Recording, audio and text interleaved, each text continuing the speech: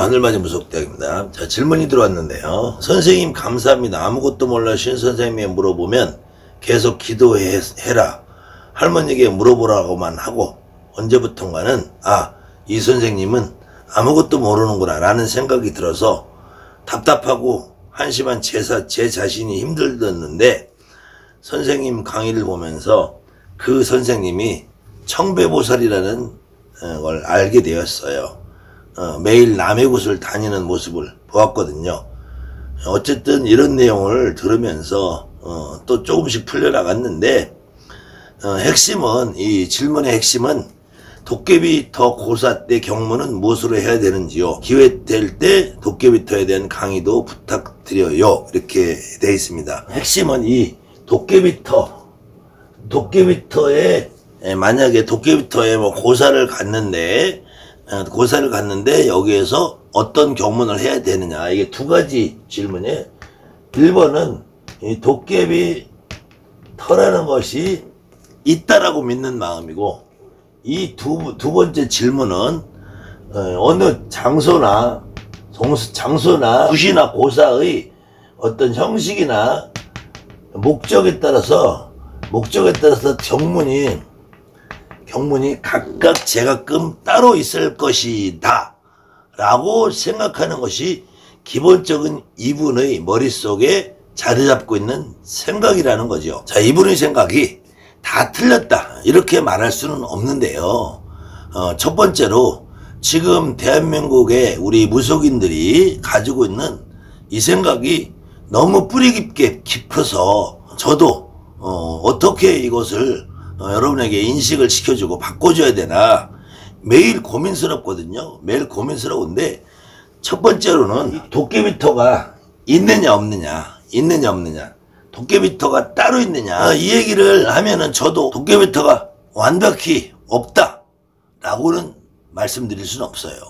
저 역시도 어느 터에 가보면은 이 터는 뭔가 조금 강렬한 기운이 느끼는 것 같기도 하고, 이 터는 어떻게 보면은 여기에는 어떤 도깨비 비슷한 어떤 느낌이 있는 것 같기도 하고, 이런 터가 분명히 있는데 그 느낌이 과연 도깨비라는 존재에 대해서 한번 먼저 생각을 해봐요. 도깨비라는 존재가 진짜 실질적으로 존재할까? 그 다음에는 이 도깨비라는 존재의 의미보다는 먼저 우리가 터라고 그러잖아요. 터라는 것은 기본적으로 땅이라는 걸 의미하잖아요.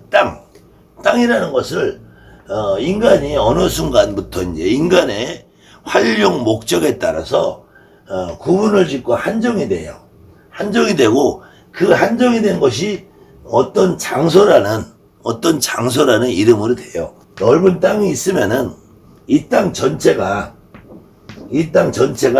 뭐 다 강원도 대관령의 무슨 목장이라든지, 아니면 서산 간척지의 그 넓은 평야라든지, 아니면 여러분들 주변에도 운동장이라든지, 뭐 여의도 광장이라든지, 청와대 그 앞에 있는 그 넓은 광장이라든지, 이런데 이 넓은 땅을 보면은 이 땅 자체 여기 땅에 틀리고 여기 땅에 틀리고 하질 않잖아요. 근데 이제 어느 때부터 이 땅을 구분을 짓기 시작해서 사람들이 살기 시작하면서 여기는 개똥이네 집이고, 여기는 소똥이네 집이고, 여기는 말똥이네 집이고, 여기는 김보살네 집이고, 여기서는 이보살네 집이고, 이렇게 인간이 요구하는 목적에 따라서, 내가 요구하는 목적에 따라서 땅을 구분을 짓게 된단 말이에요. 이렇게 땅을 나누어서 살게 된단 말이에요. 이 땅을 나누어서 살게 되면서 이것이 크게는 나라, 더 조금 줄여서 시, 동, 그 다음에 번지, 이렇게 구분을 하게 된단 말이에요. 점점 쪼개지면서 이렇게 특정한 장소가 생긴단 말이에요. 그러면은 이 특정한 장소가 생길 때는, 이 특정한 장소가 생기는 것은 결국은 사람이 어떠한 목적에, 내가 사용한 어떤 목적에 때문에 생기는 것이지, 땅 자체의 성질이 아니라면, 땅 자체가 그런 터가 따로 있는 것이 아니라, 땅 자체가 그렇게 생겨먹은 터가 따로 있는 것이 아니라, 물론 기본적으로 이 땅이라는 것은 산도 있고 바다도 있고 강도 있어요.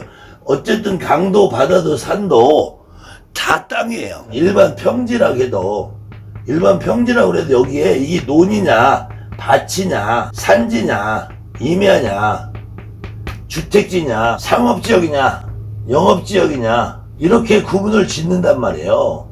그러면 여기 이런 인간의 용도에 의해서, 이것도 결국 인간의 용도에 의해서 결정이 되는 거란 말이에요. 인간의 용도에서 여러분이 산을 가고 들을 가고 논을 가고 바다를 가고 강을 간다고 이 강은 도깨비 강이고 이 강은 평범한 강이고 그런 게 아니잖아요. 논바닥을 간다고 그래서 이 논이 물이 많은 논이나 물이 적은 밭이나 여기에 가면 도깨비 밭이고 여기는 도깨비 밭이 아니잖아요. 결국은 여러분이 살고 있는 지금 이 땅이라는 것도 과거 시절 언젠가는 늪지대 같은 데도 있을 것이고, 과거 어느 데는 저 하천이나 냇물을 뒤덮어 가지고 복귀한 데도 있을 것이고요. 부산이나 이쪽 안산이나 인천 같은 데만 해도 바다를 메워서 간척지를 만든 데도 많아요. 그런 데는 그 과거에 그 사람이 살기 전에는 그 땅은 똑같은 여기 1번지나 2번지나 3번지나 전부 똑같은 그냥 갯벌이었을 거란 말이에요. 그런데 그 갯벌이 있던 자리가 메워서 사람이 살기 시작하면서 이 사람이 살던 터 이런 영업을 하고 이런 업종을 하던 자리가 그 사람의 활용 목적에 따라서 이 자리의 터의 기운이 바뀌기 시작해요. 그것은 이 터에 있는 우리가 무당들이 말하는 터주의 대감이라는 느낌의 존재가 결국은 이 사람이 정한 목적에 의해서 바뀌게 된다는 거예요. 그러면 이 터주에 있는 대감이라는 존재가 때로는 도깨비처럼 느껴지기도 할 때, 그러면 이 도깨비처럼 느껴지는 대감을 결국은 도깨비대감이라고 하는데, 이 도깨비대감이라는 존재가 과연 도깨비라는 신이 따로 있을 것인가? 도깨비라는 존재가 어느 그 집의 조상일 것인가? 이것은 여러분들이 보시면은 지금 이렇게 원래 자연 상태에 있던 이 땅이 구분지어서 살게 되면은 그 사는 목적에 따라서 터의 느낌이 달라진다면은 결국은 여기에 있는 터에 있는 서주대감이든 도깨비대감이든 이 존재는 신이 아니라 조상이라는 거예요. 조상. 이 터라는 것을 관장하는 어떤 신이 있다면 이 신이 사람이 살아가는 목적에 의해서 사람이 살고 있는 그 사람의 성격과 그 사람이 하는 업종에 따라서 터의 기운이 바뀐다면 그건 신이 아니겠죠. 그건 신이 아닐 거예요. 첫 번째로는 이 도깨비 터라고 할 때 도깨비라는 신이 따로 있는 것이 아니다. 도깨비라는 신이 따로 있는 것이 아니고 그 이 터에 있는 기운을 만들어주는 어떤 그 조상의 느낌이 막연하게 우리가 도깨비 같은 역할을 하는 그런 조상이 따로 있던 것이다. 저는 도깨비터 자체를 부정하는 건 아니에요. 도깨비터라는 것이 있을 수 있다. 그런데 도깨비라는 저는 신 자체를, 도깨비라는 존재도 결국은 그 집의 조상이고 그 터에서 살던 어떤 조상으로 저는 지금까지 느끼고 무당이라는 직업을 가지고 살았어요. 그 장소나 형식이나 목적에 따라서 도깨비터에서는 도깨비터에 관련 어떤 경문을 해야 된다. 이 경문의 내용이 달라지느냐 안 달라지느냐, 이것은 여러분들이 정말로 하루빨리 고치셔야 돼요. 이것만 버리셔야 돼요. 인간이 살면서 어느 터는 뭐 도깨비터라고 표현하는 터도 있고, 어느 터는 군웅터라고 표현하는 경우도 있고, 어느 터는 업터라고 하는 경우도, 복터라고 하는 경우도 있고, 이 터전 이름이라는 것이 예, 무속인들이 느끼는 경우에 따라서 야 거기는 업터전이야, 좋은 터야, 야 거기는 아주 흉한 터야, 거기는 아주 도깨비터 같아, 거기는 군웅터야, 군웅터, 야 거기는 그냥 선왕터야, 뭐 이렇게 할 수도 있잖아요. 야 거기는 대감이 할아버지 터야, 거기는 애기들이 있어 동자터야, 뭐 이럴 때도 있단 말이에요. 그렇기 때문에 이 터에 따라서 경문이 달라지는 게 아니고, 그 다음에 어떤 목적이나 형식에 따라 경문이 달라지는 게 아니고, 만약에 여러분들이 대한민국에 있던 모든 경문책을 다 뒤져보고, 여러분들이 대한민국에 있던 이북군 문서나 한양권 문서나 강원도권 문서, 전라도 식기군 다 뒤져봐도 경문의 중에서 터와 관련된 경문은 지신경하고 명당경하고 대감타령이나 지경다지 요 정도일 거예요. 그럼 이거는 어디 가서 도깨비터에서 읽고 어디 가서 다른 터에서 읽고 그러냐고요. 우리 무속인들이 하는 일은 결국 그 인간이 살아가는 모습에 비추어서 수천 가지의 목적과 수만 가지의 행위가 있을 수 있어요. 다만 크게 나누면은 돈을 버는 일이냐, 건강을 주는 일이냐, 지위를 높이 하는 일이냐. 그렇지만 그것은 돈이 많아지면 지위도 높아지고, 건강이 잃어버리면 지위도 소용없고, 다 같은 일이에요. 결국은 이 사람한테 그냥 만복을 주는 일이야, 만복을 주는 일. 그러면은 어느 경우에는 이런 일을 하고, 어느 경우는 이런 경우를 하고, 그것이 지금 현재 만물상이라는 데 가서 다른 선생님들이 써놓은 책을 보면은 고사치성하는 법, 고사치성하는 법, 뭐 치성할 때 쓰는 경문집 이렇게 따로 있어요.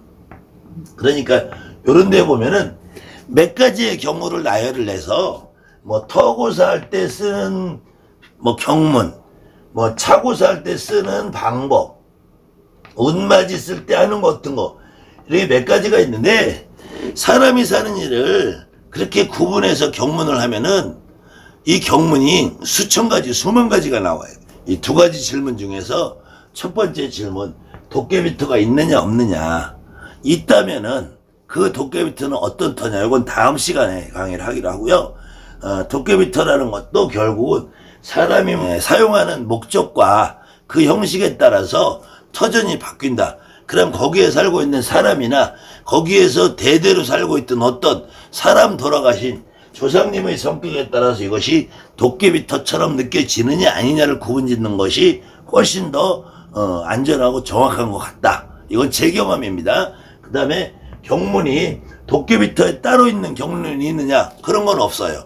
도깨비터에 있는 경문이 따로 있는 것도 아니고, 우리가 미용실에 가서 있는 경문이 따로 있지 않고요, 식당에 가서 있는 경문이 따로 있지 않고요, 도살장에 가서 읽는 경문이 따로 있지 않고요, 절에 가서 읽는 경문 따로 있지 않고요, 교회 가서 읽어도 무당집에서 읽어도 일반인집에 읽어도 식당에서도 룸사롱에서 노래방에서도 건설 현장에서도 읽는 경문은 똑같다는 거예요.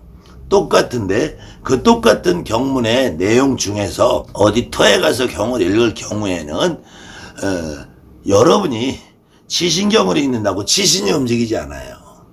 명당경을 읽는다고 그 명당터가 명당으로 바뀌잖아요. 다만 이것은 우리 무속인들이 현실적으로 정확하게 깨달아야 되는데, 경문을 읽는 것은 여러분들이 그 신에 빠져들기 위해서가 아니라, 그 이름에 빠져들기 위해서가 아니라, 돈을 주고 여러분에게, 나에게 그 의식과 행사를 맡긴 그 제갓집 들으라고 하는 거예요. 그렇기 때문에 여러분들이 이 경문이 어떤 것이 더 중요하냐, 이 생각은 빨리 버리시기 바랍니다. 감사합니다. 하늘만이 무속대입니다.